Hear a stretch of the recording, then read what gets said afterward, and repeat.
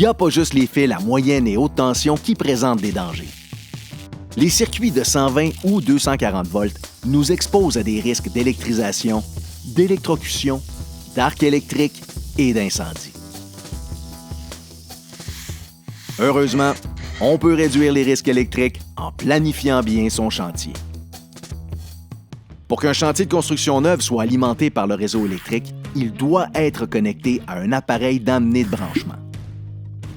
C'est le point de raccordement au réseau. L'installation et l'entretien du point de raccordement peuvent uniquement être faits par le fournisseur d'électricité. Il doit ensuite être connecté par un maître électricien à un centre de distribution.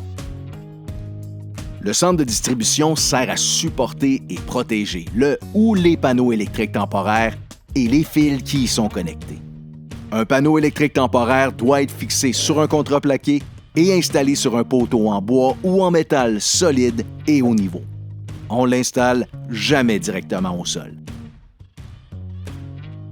Il faut choisir un emplacement isolé, qui n'est pas dans le chemin ou à risque d'être heurté par des équipements ou de la machinerie. Le sol autour du panneau doit être nivelé, drainé et dégagé d'au moins 1 mètre. Le centre de distribution doit être construit à l'épreuve des intempéries et on doit pouvoir le verrouiller. Les circuits utilisés doivent être protégés par un DDFT de classe A, un disjoncteur différentiel de fuite à la terre.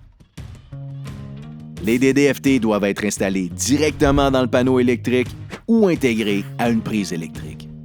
Les DDFT jouent un rôle important.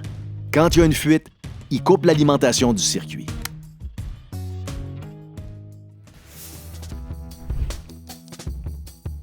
Le filage électrique temporaire doit être protégé contre les bris et installé hors du chemin pour prévenir les chutes. Il faut toujours protéger les composantes d'un circuit électrique pour empêcher tout contact avec un élément sous tension. Les extrémités des fils doivent être protégées par des marènes. Les boîtes de jonction et les boîtiers doivent être fermés ou avoir un couvercle. Et il ne doit pas y avoir d'espace vide sans circuit dans un panneau. Si un circuit est retiré par un électricien, il doit remplir l'espace en mettant une plaque d'obturation.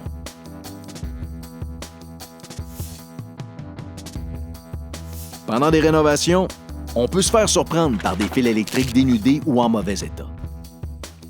Avant de rénover ou de démolir, il faut toujours identifier les circuits qui se trouvent dans les zones de travail, les mettre hors tension et les cadenasser.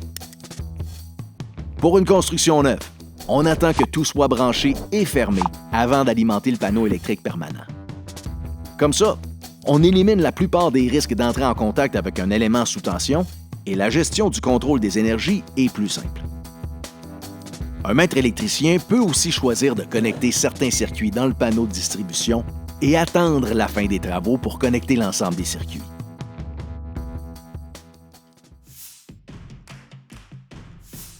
Au minimum, les rallonges doivent être de type SJTW. Cette désignation, qui vient de l'anglais, indique qu'une rallonge est adaptée au circuit de 300 volts et moins et conçue pour l'extérieur. S'il n'y a pas de J, c'est que la rallonge est adaptée au circuit de 600 volts et moins. Les rallonges doivent avoir une mise à la terre. La capacité de la rallonge doit être équivalente à celle du disjoncteur. Si elle est plus haute, le disjoncteur va sauter. On ne peut pas fabriquer ou réparer soi-même une rallonge électrique. Quand une rallonge est torsadée, ça veut dire qu'elle a surchauffé. Cette surchauffe est le résultat d'une surutilisation ou parce qu'elle a été utilisée sans avoir été complètement déroulée. Si elle est torsadée, brisée ou si elle a été modifiée, on arrête de l'utiliser et on la retire de façon permanente du chantier. Quand une rallonge est suspendue, la hauteur doit nous permettre de circuler librement, même si on transporte des matériaux ou de l'équipement. Les supports utilisés pour l'installer ne doivent pas être conducteurs ou coupants. Quand une rallonge passe sur le plancher, il faut la couvrir pour éviter qu'elle soit endommagée ou qu'elle provoque des chutes. Il ne faut pas laisser traîner une rallonge dans l'eau. Quand une rallonge ne sert pas, il faut la débrancher et la ranger. Les radiateurs électriques portatifs doivent être normés CSA et être utilisés avec leur cordon et leur prise d'origine. Il est interdit de modifier un radiateur ou de le brancher dans une boîte de jonction, même temporairement. On ne doit jamais l'utiliser avec une rallonge électrique parce qu'elle pourrait surchauffer. Il faut toujours travailler hors tension ou appliquer une méthode de contrôle des énergies. On doit toujours faire affaire à un professionnel. On ne s'improvise pas électricien. Et en cas de contact avec un élément sous tension, il faut consulter un médecin. Il ne faut pas sous-estimer les conséquences d'une électrisation. Même si on n'a pas de blessure visible, on peut avoir de graves blessures internes.